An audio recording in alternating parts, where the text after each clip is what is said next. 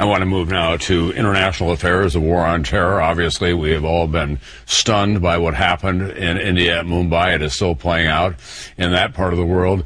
You have said that the United States reserves the right to go after terrorists in Pakistan if you have targets of opportunity. Does India now also have that right of hot pursuit? Well, I'm not going to comment on that. What I'm going to restate is a basic principle.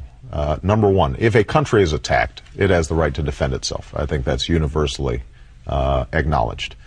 The second thing is that we need a strategic partnership with all the parties in the region, Pakistan and India and the Afghan government, to stamp out the kind of militant, violent, terrorist extremists that have set up base camps and that are operating in ways that threaten the security of everybody in the international community. And as I've said before, we can't continue to look at Afghanistan in isolation. We have to see it as a part of a regional problem that includes Pakistan, includes India, includes Kashmir, includes Iran.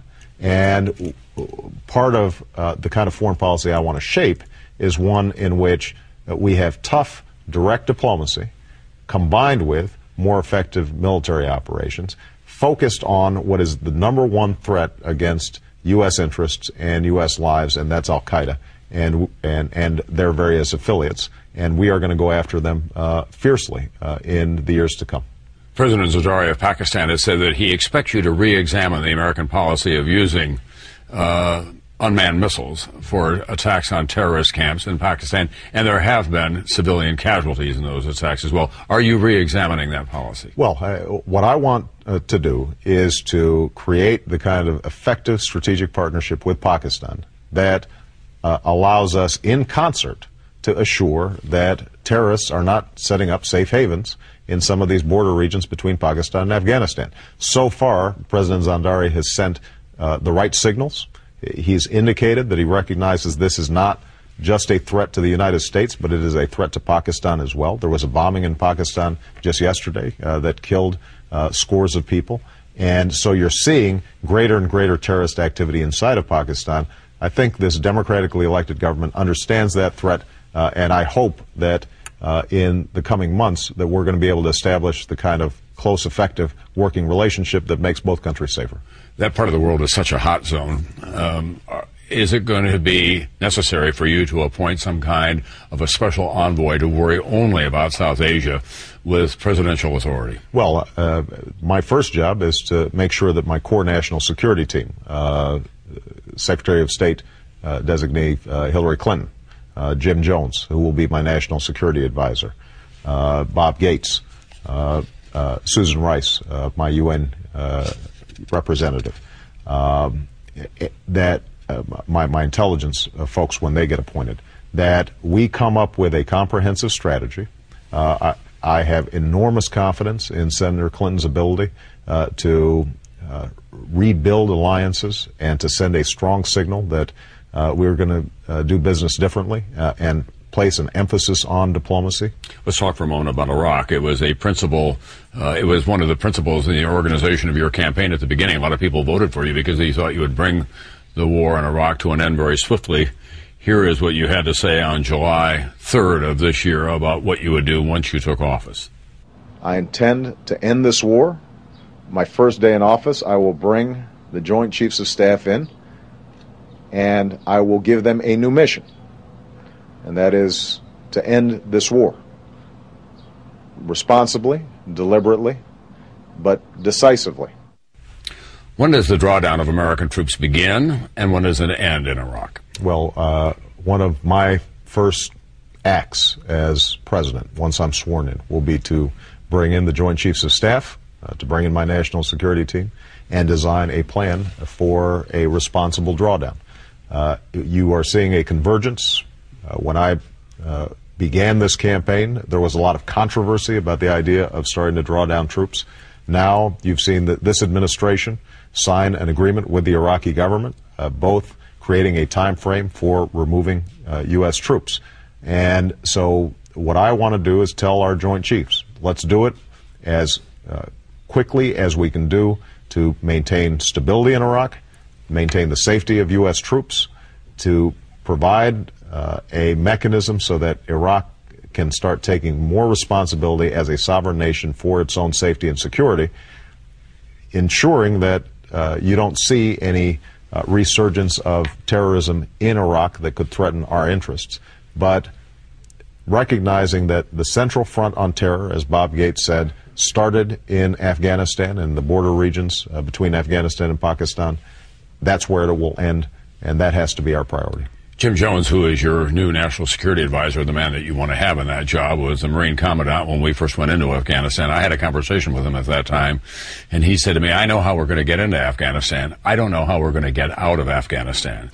What is he telling you today about how we're going to get out of Afghanistan? Well, I think we're starting to see a consensus that we have to have more effective military action, and that means additional troops, but it also means more effective coordination with our NATO allies.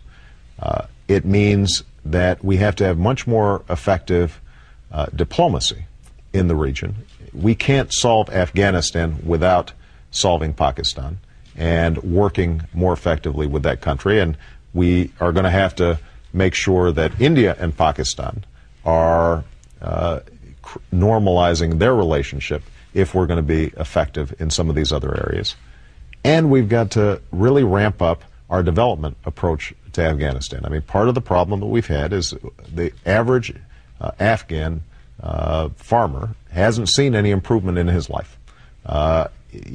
We haven't seen the kinds of infrastructure improvements. We haven't seen the security improvements. We haven't seen the reduction in narco trafficking. We haven't seen a reliance on rule of law in Afghanistan that would make people feel confident that the central government can, in fact, deliver on its promises. And if we combine effective development, more effective military work, as well as more effective diplomacy, then I think that we can stabilize the situation. Our number one goal has to be to make sure that it cannot be used as a base to launch attacks against the United States, and we've got to get bin Laden, and we've got to get al-Qaeda. Here's something else that Afghan farmer has never seen, nor have any of his ancestors ever seen this. Foreign powers coming into Afghanistan and being effective and staying very long.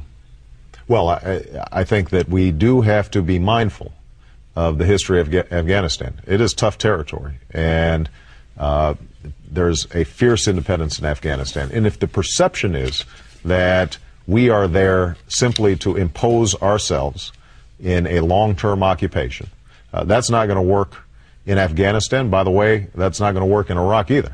There are very few countries that welcome long-term occupations by foreign powers. But Afghanistan has shown that they are fiercely resistant to that. We're going to have to convince the Afghan people that we're not interested in dictating what happens in Afghanistan. What we are interested in is making sure that Afghanistan cannot be used as a base for launching terrorist attacks. And as long as al-Qaeda and the Taliban, working in concert with al-Qaeda, threaten directly the United States and are engaged in mayhem, then we've got to take action. And that very limited goal of making sure that that doesn't happen, I think, can serve as the basis for effective cooperation with the Afghan people. Before we leave that part of the world, on Iraq, there's a new phrase that has come into play called residual force. How many troops will stay behind in an Obama administration? Speculation is 35 to 50,000. Is that a fair number? Well, I'm not going to speculate on the numbers. What I've said is that we are going to maintain a large enough force in the region to assure that our civilian troops, our civilian personnel, and our embassies are protected, to make sure that we can ferret out any remaining terrorist activity in the region in cooperation with the Iraqi government, that we are providing training and logistical support, maintaining the integrity of Iraq as necessary. And one of the things that I'll be doing is evaluating what kind of number is required to meet those very limited goals.